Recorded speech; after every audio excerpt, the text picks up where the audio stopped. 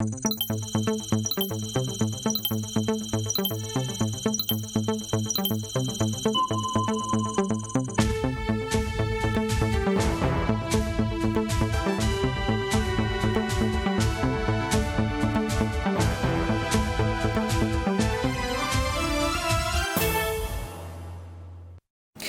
sommes lundi 6 juin 2022 à la une de l'actualité. Le Premier ministre burkinabé, accompagné de quelques membres du gouvernement, était en visite ce 3 juin à l'École nationale de sous-officiers d'active et à l'Académie de police. Une visite venant s'inscrire dans le cadre du programme d'immersion au sein des forces de défense et de sécurité décidé en Conseil des ministres. Manifestation au Mali, toujours ce 3 juin, des associations féminines maliennes se sont mobilisées afin de dénoncer les violences faites aux femmes. Elles ont également fait cas de nombreux cas d'assassinats et de meurtres qui demeurent jusque-là impunis. Mesdames, Messieurs, bonjour et bienvenue à toutes et à tous. Direction l'Assemblée législative de transition où les députés ont adopté ce matin même la loi portant habilitation du gouvernement à prendre des mesures dans le cadre des suggestions liées aux nécessités de la défense nationale. Si certains craignent des abus comme la prise des mesures liberticides à la longue par le gouvernement, pour le ministre de la Justice et des Droits humains, toutes les ordonnances qui seront prises dans le cadre de cette loi d'habilitation seront soumises à ratification à l'Assemblée législative de transition. À cet effet, on écoute tout de suite le ministre Barthélémy Kéré au micro de Maxime Jean-Eudes Bambara. Et j'ai expliqué aux parlementaires que la question des libertés est prise en compte dans ce dispositif.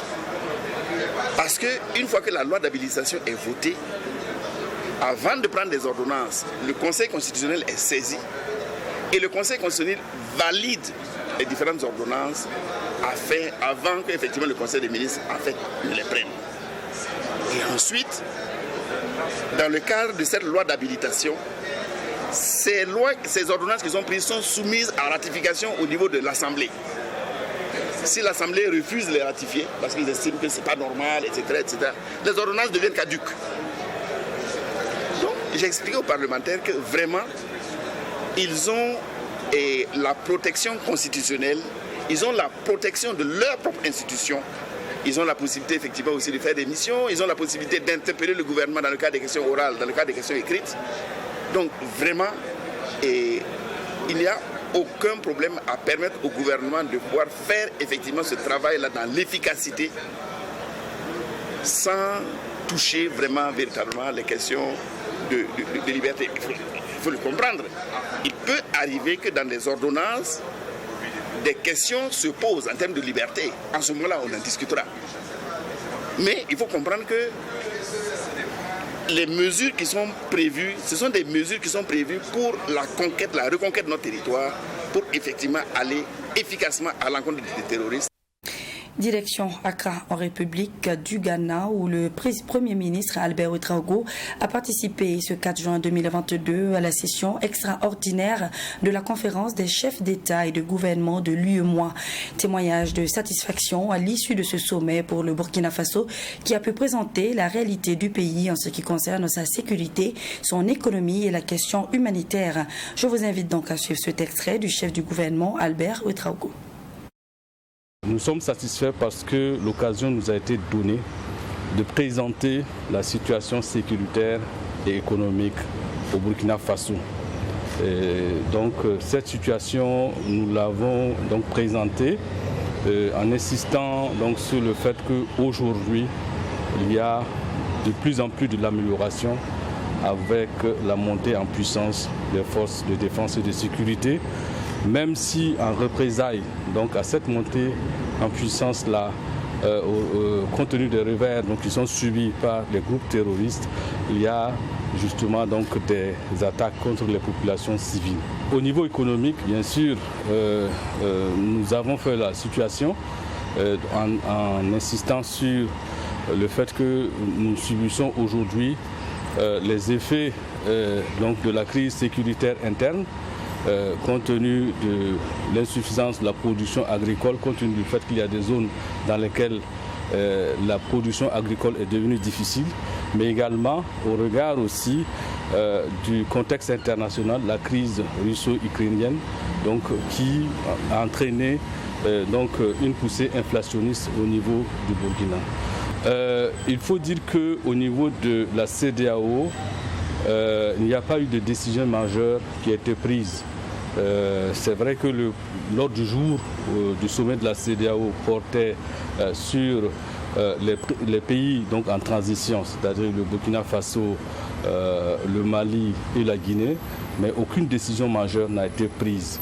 Et rendez-vous a été donné donc, au chef d'État le 3 juillet pour trancher sur les questions relatives à ces pays-là.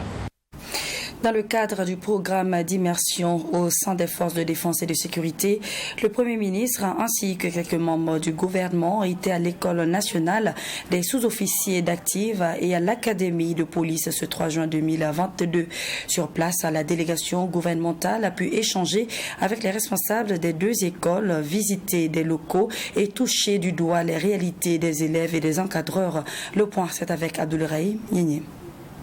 Tous vêtus de la tenue militaire terre du Burkina, le Premier ministre et des membres de son gouvernement sont à les encadreurs et élèves de l'École nationale des sous-officiers d'active ENSOA et ceux de l'Académie de police. À l'ENSOA, la délégation a échangé avec les responsables de ce centre chargé d'assurer la formation initiale des forces armées nationales, chose qui a permis de connaître les réalités de cette école créée en 2005. C'est la première fois que l'École nationale de sous-officiers d'active reçoit une visite d'une haute autorité de ce niveau. Et donc, c'est une date mémorable pour nous. Le défi de l'école, c'est déjà placer l'école sur un certain échiquier qui lui donne un label de qualité reconnu par tous, mais également continuer à fournir aux forces armées des cadres outillés pour relever les défis sur le terrain et aider l'armée à accomplir ses missions comme prévu. Le Premier ministre s'est dit séduit par l'engagement des stagiaires et des encadreurs de ces centres de formation. Il leur a traduit ses encouragements et l'engagement du gouvernement de la transition à répondre à leurs préoccupations. Au-delà donc des beaux bâtiments qu'on voit, il y a beaucoup de problèmes que ça cache et nous avons pris conscience donc de ces difficultés-là et bien sûr des instructions ont été données séance tenante de résoudre certaines difficultés, notamment la question de la restauration. Les autres problèmes vont être examinés donc par le gouvernement afin de trouver des solutions. Notons que ces visites s'inscrivent dans le cadre du programme d'immersion au sein des forces de défense et de sécurité débuté le 19 mai dernier. L'objectif est de permettre aux membres du gouvernement d'être mieux imprégnés des réalités que vivent les forces de défense et de sécurité dans ce contexte d'insécurité. La coalition nationale pour l'éducation pour tous a tenu vendredi dernier un atelier pour une prise en compte effective des élèves en situation de handicap organisé au profit de l'Union nationale des établissements d'enseignement privé laïque. Cet atelier a permis de sensibiliser et mobiliser les participants pour un droit à l'éducation de ces enfants en situation de handicap. Un reportage signé Michael Tougré.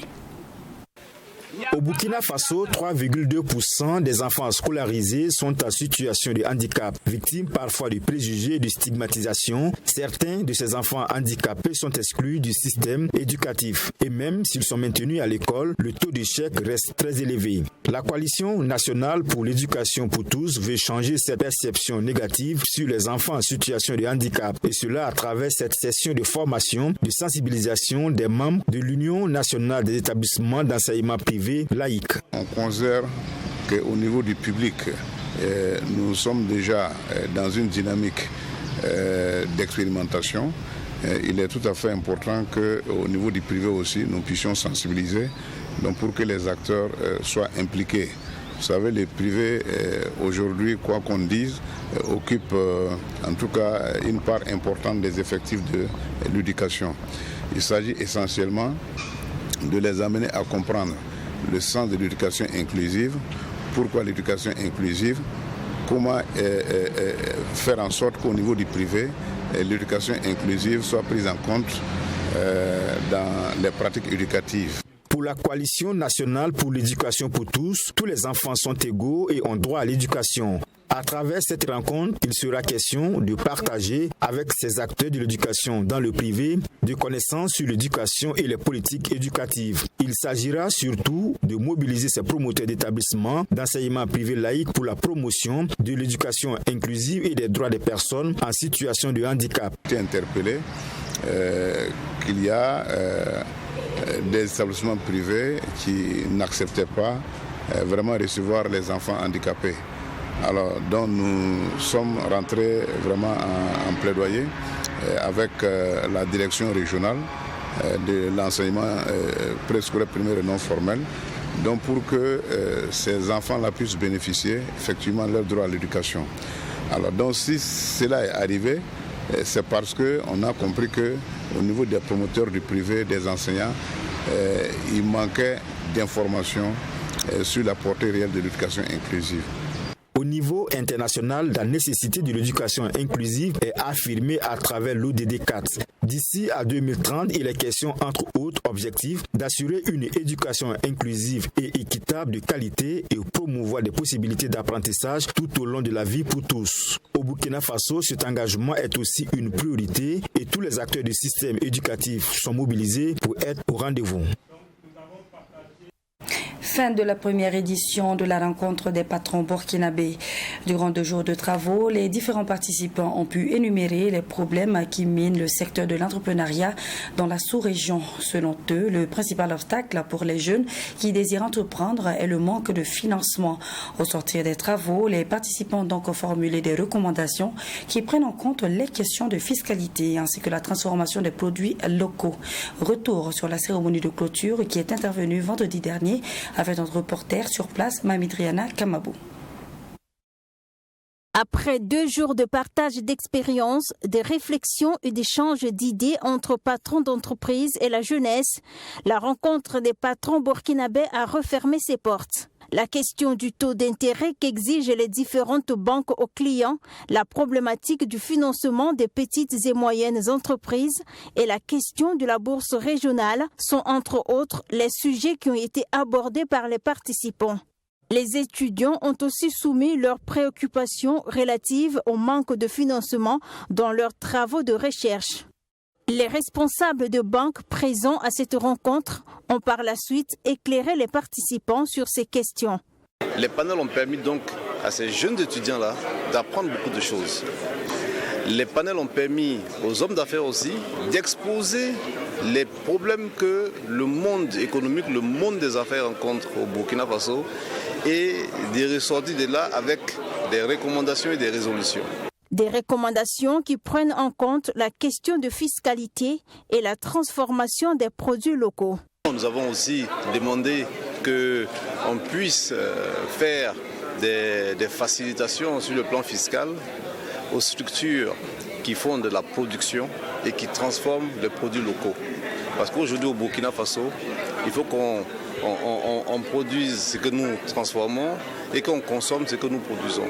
Cette rencontre, qui à sa première édition a connu la participation de plusieurs chefs d'entreprise de la sous-région qui se disent satisfaits de l'organisation et du contenu des débats.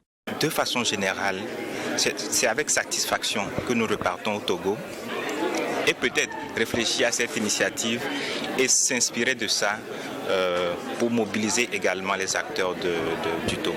Nous pensons qu'avec l'expérience de Burkina, nous allions travailler pour mettre ensemble une organisation pour que dans le futur, qu'on puisse avoir les moyens de communiquer pour mieux faire avancer les choses en ce qui concerne le développement de toute la région. Le développement des infrastructures et des services liés à la numérisation des administrations publiques et privées, l'organisation et l'implication de la diaspora dans le processus de création d'entreprises au Burkina Faso sont également des recommandations faites par les participants au sortir de cette rencontre qui s'est tenue du 2 au 3 juin 2022. Regard critique sur les rendez-vous manqués de la démocratie, comment construire des institutions qui répondent aux aspirations des Burkinabés. C'est sous ce thème que les 3 panélistes composés du professeur Basile Guissou, le professeur Jacques Nanema et le docteur François d'Assise Palme ont pu échanger lors d'une conférence de presse. La construction d'un État endogène est bien possible au Burkina Faso, mais pas avec le français comme langue nationale. Voilà entre autres ce que déclare le professeur Basile Guissou à cette conférence publique organisée vendredi dernier par le Forum d'Itanier. Maxime Jean-Eudes Bambara pour le reportage. Les professeurs Basile Guissou, Jacques Nanema et le docteur François d'Assise Palme, 3 panélistes pour tenir en haleine l'auditoire à cette conférence publique organisée par le Forum d'Itanier sur le thème « Regard critique sur les rendez-vous manqués de la démocratie, comment construire des institutions qui répondent aux aspirations des Burkinabés ». Sur le premier sous-thème, critique politique des institutions et de leurs animateurs au Burkina Faso, l'homme politique, après une clarification des notions État et nation, s'est interrogé sur la possibilité de la construction d'un État endogène au Burkina Faso. Pour le sociologue et chercheur à la retraite, professeur Basile Guissou, cela est bien possible, mais pas avec la langue française. La Chine a un État et un gouvernement fait par des Chinois, pour les Chinois, et parlent leur langue. Ils ne parlent pas la langue française en Chine. Nous, c'est ça. Depuis 1960, on dit que nous sommes des Français. J'ai dit c'est faux. Nous sommes des apprentis de la langue française. Ça nous amènera nulle part. La justice, le Conseil national de la Révolution a actionné la justice, a créé les tribunaux populaires de la Révolution. Qui en parle aujourd'hui? Personne. Écoutez, nous ne sommes pas des poussins d'hivernage. La classe politique burkinabé a les moyens de construire des institutions endogènes. Sur le deuxième sous-thème relatif aux attentes morales des populations vis-à-vis des politiques, le professeur Jacques Nanema relève que l'homme est un être de valeur et il veut aussi que la politique soit un espace moral. Pourtant, politique et morale ne font pas toujours bon ménage selon le philosophe. Pour arriver donc à construire des institutions qui répondent aux aspirations des Burkinabés, ces derniers doivent dans un contrat social se définir une éthique politique. J'essaie de faire la différence entre morale et moralisme parce que le moralisme voudrait que finalement la politique soit envahie totalement par la morale et donc ça voudrait dire qu'on va installer un État religieux ou un État purement et simplement moral. Or, si on installe un État moral, ça veut dire si je ne suis pas musulman et que, par exemple, il y a un État musulman qui est installé au Burkina, ça veut dire que je n'ai plus de place ici. Si on installe un État chrétien alors que je ne suis pas chrétien, donc ça veut dire que je n'ai pas ma place ici. Donc je proposais qu'en lieu et place de tout ça, qu'on aille vers une éthique politique. Et l'éthique politique, ce n'est pas une morale qui descend du ciel ou qui descend du mont Sinaï, c'est l'effort entre nous, dans nos différences, de convenir dans un contrat social de ce que nous allons faire, de la manière dont nous allons vivre ensemble, le civisme par exemple. Donnant des clés pour la construction d'une conscience nationale, le docteur François d'Assise Palme indiquera que les Burkinabés devront d'abord se considérer comme fils et filles d'une même nation, et ce, malgré leur appartenance religieuse, confessionnelle et ethnique. Si nous voulons construire des relations interethniques, intercommunautaires viables, c'est 1, une culture de la non-violence, 2, il faut dépasser le sang, 3, et il faut accepter la rencontre de l'altérité, de cultiver des valeurs universelles. 4, au niveau administratif, par exemple, ce que j'ai dit tout à l'heure, il faut penser à ouvrir, c'est-à-dire que mettre l'accent sur la compétence et non sur le sang. Cette première conférence du Forum d'Itanier, après son lancement le 19 mai dernier, a connu la mobilisation des différentes couches sociales. Conférence à l'issue de laquelle un appel a été lancé aux populations à l'éveil des consciences pour assurer la veille afin que la transition prenne la meilleure trajectoire possible. Pour le MOJEB, mouvement des jeunes engagés pour le développement, le mal burkinabé est endogène. C'était au cours d'une conférence de presse organisée samedi dernier et qui a porté sur la situation nationale et le bilan de la politique étrangère du Burkina Faso. Pour ce mouvement, la politique politicienne a pris le dessus sur la politique de développement, un mal qui, selon eux, a assez duré et qui doit être soigné avec des décisions courageuses et durables. Reportage Alexis Koni et Belem Naba. Le mal burkinabé est endogène. Le système politique qui constitue la locomotive du développement d'un pays se retrouve être le service d'un parti politique ou d'un homme politique. Une situation qui crée un manque de vision politique claire du développement. C'est le constat fait par le MOJED, le mouvement des jeunes engagés pour le développement. Pour le MOJED, cette posture du pays entrave le développement des différents secteurs d'activité, dont celui de la sécurité.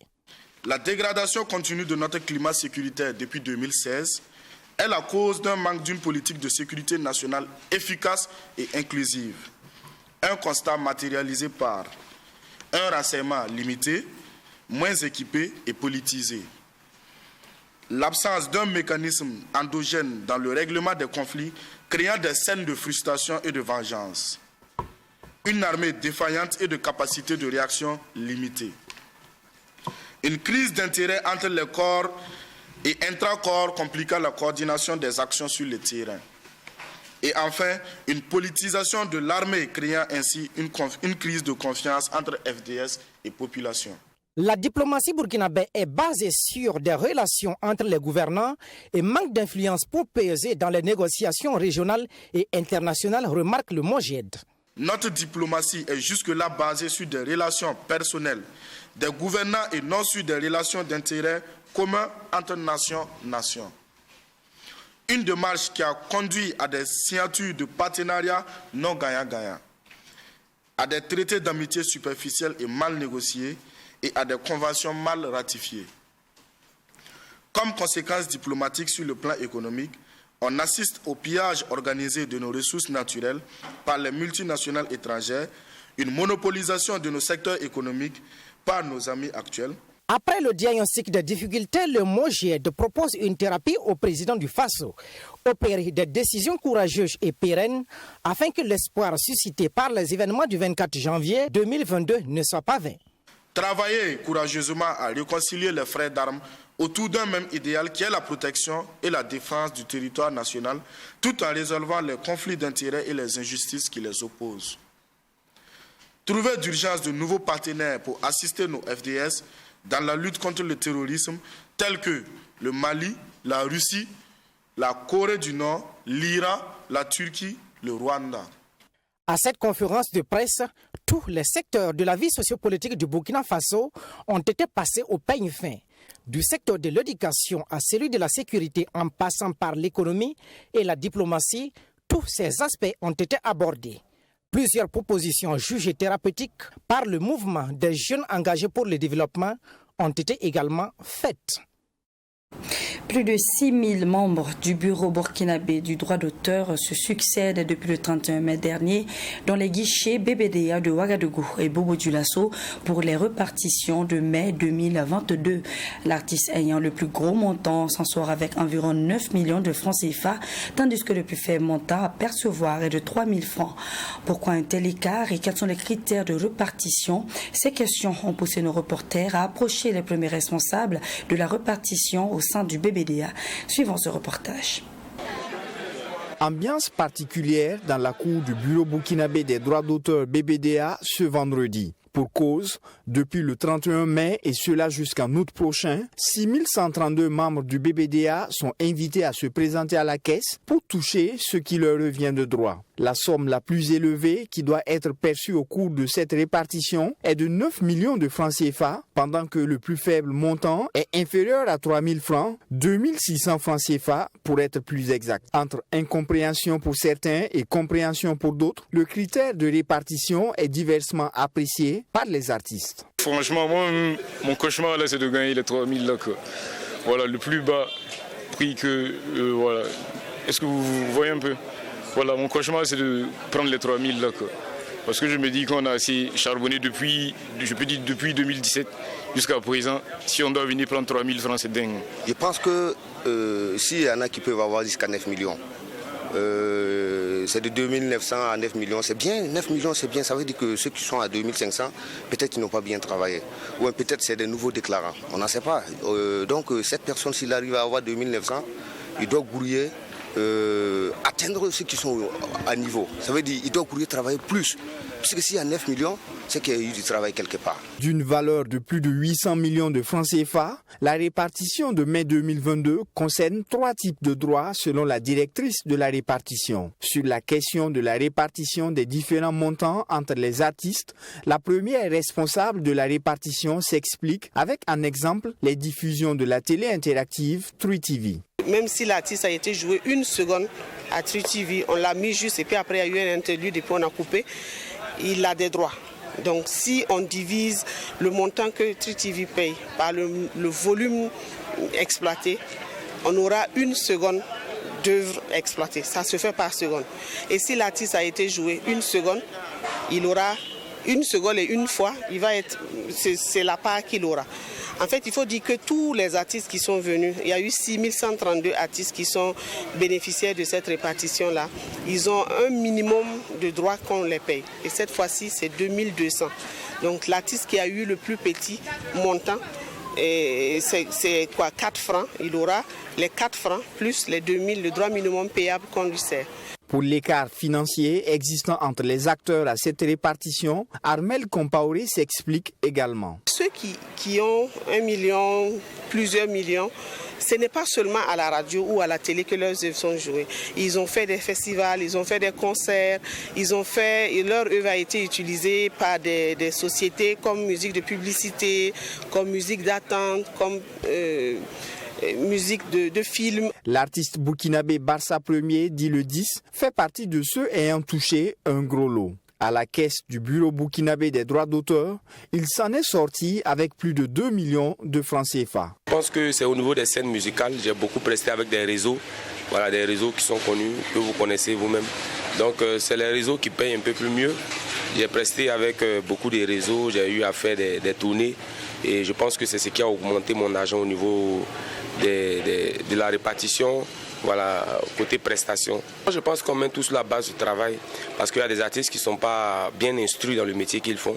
Ça veut dire qu'ils n'ont pas les vraies informations. Rappelons que l'artiste ayant la plus grosse somme pour cette répartition de mai 2022 empoche la somme d'environ 9 millions de francs CFA, tandis que le plus faible montant à percevoir est de 2600 francs CFA.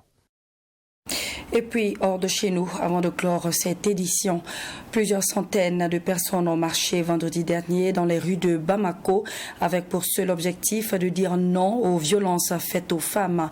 Ce sont les cas d'assassinat de ces derniers mois qui ont motivé l'organisation de cette marche et qui a connu la remise d'une déclaration au Premier ministre malien. Reportage de notre correspondant au Mali, Bouraïman Soulou.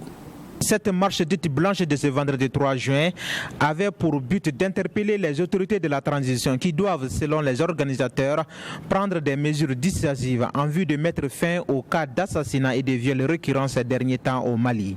Selon ces magistrats qui est venu soutenir la cause, il y a un vide juridique en la matière. Aujourd'hui, le code pénal ne prend pas en charge des cas de cruauté, d'assassinat contre les femmes. Il faut des textes dissuasifs de 20 à 30 ans d'emprisonnement. Là, ça va anéantir la montée en puissance de ces cas d'injustice et d'assassinat contre cette couche vulnérable. Le phénomène est arrivé à un tel point qu'il faut trouver dans l'urgence une solution, préconise cette ancienne ministre. C'est un phénomène de société, certes, mais il faut les causes profondes.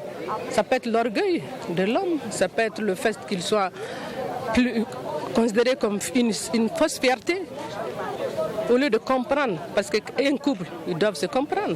S'ils se comprennent, normalement, ils transcendent les problèmes. Mais à la date d'aujourd'hui, ça ne fait qu'exacerber. C'est dû à quoi? Nous-mêmes, on veut bien savoir c'est dû à quoi.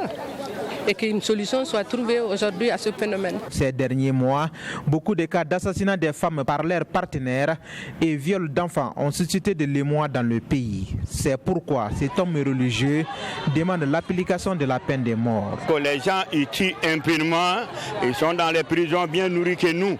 Donc je marche avec les femmes aujourd'hui pour vraiment demander l'application de la peine de mort. Quand tu tues, tu dois être tué.